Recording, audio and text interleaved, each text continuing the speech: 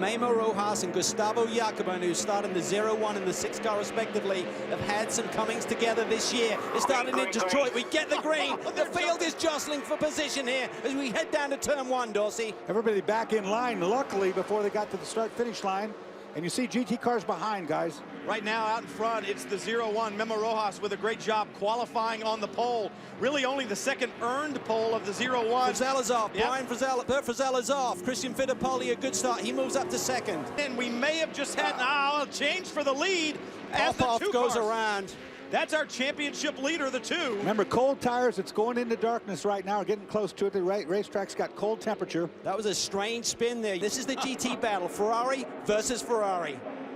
Look at this, the 61 out in front. That's Alex Tagliani. If you think you recognize that from being an IndyCar fan, you are right.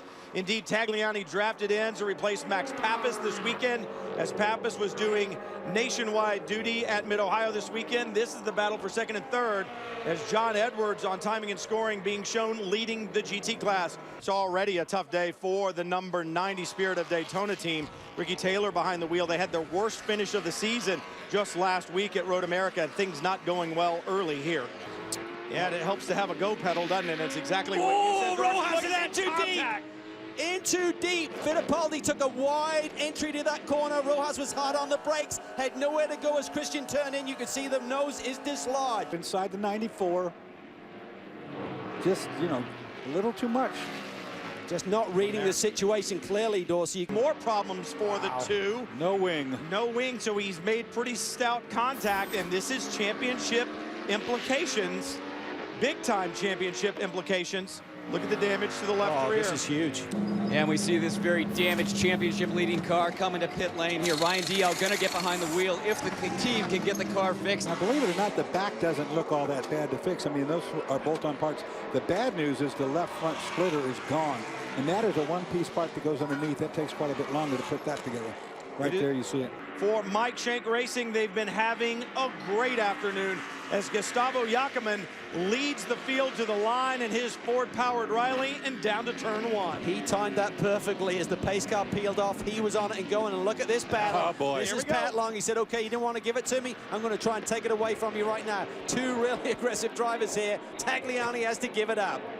He has to give it up, and now he comes under pressure from the 63 of Lee Keen right behind, and Patrick Long beginning to check out after he got that move made. The reason Tagliani is in this car is because Max Pappas was racing today at Mid-Ohio in the nationwide race. A problem, a mechanical issue in the number 70. We had talked about the fact that the Mazdas had not finished 1-2 this year, and now one of the Mazdas out, and that brings out a full course caution. Back to green, an hour and 23 to go from Kansas. Out in front right now, the red, white, and blue Corvette, the number 5, with Joao Barbosa behind the wheel.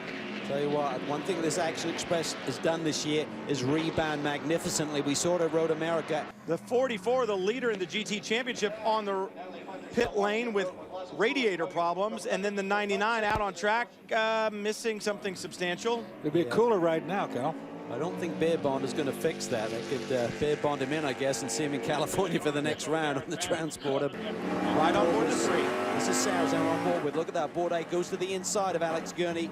There is not enough room there. It's too tight. You're not going to see him at night very easily either. Just see headlights in your side view mirror. Watch this. Gurney is turned. Sarazan has nowhere to go. And that impact there is what tore the door off the Red Dragon. And you can just see from on board the 3, it's contact left front to right rear on the 99. As we go back to green and head down into turn 1, leading the field, Jordan Taylor in the black number 10 Velocity Worldwide Corvette. Oz Negre slots into second, and then right behind him, Scott Pruitt in the blue and white 0-1. Oh, got trouble again. 42 gets turned around. There was a bunch of argy-bargy. And here come the GT guys, and they're still mixing it up, too.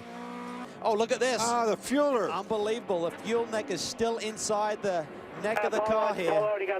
And the 6 is off. A problem for the 6. I can't believe the action in this race right now. There is drama happening all the way around this racetrack. Well, that fuel nozzle is going to be a stop and hold for 30 seconds. That's mandatory. This, I don't know what's going on with Oswaldo there, but This is Justin Wilson, I'm sorry. Yeah. This is potentially a really hazardous situation. Oh, it's stuck. Oh, it's stuck. Yeah, It's it's stuck. So they saw him start to pull. He would have got the call on the radio, go, go, go, and it got stuck, and he had to take another bite at it and couldn't get it done. Alessandro Balzan in the 63, leading in the GT category. And even with a penalty earlier on, they've fought back from that and done well. Beautiful job by Jordan Taylor, who's remaining calm. You can just see it in the body language of that race car, Dorsey. He seems to be under control right now. Now to take a deep breath right now, regather your skills all together, and get back to work. Alessandro Balzan, 10 seconds and change in hand, the lead in GT. That is comfortable for him. Joel Miller still leading, and a comfortable lead as well in GX. Anything but comfortable in Daytona prototypes, because Scott Pruitt refuses to let go of that rear wing of the Velocity Worldwide Corvette in front. Taylor with a comfortable lead, comfortable for us, not for him, as he comes through the banking, looking for the line. The checkered flag flies. Jordan Taylor, Max Angelelli win in Kansas. The disappointment on the face of Memo Rojas, and the elation on the part of the Velocity Worldwide crew. Alessandro Balzan, we've been waiting for it. Close all year. Can he do it? Just through the tri-oval, they have dominated. He and Lee Keen, a great partnership. Keen, Balzan take the victory in GT. This is fantastic, boys. What a couple of rounds we got left.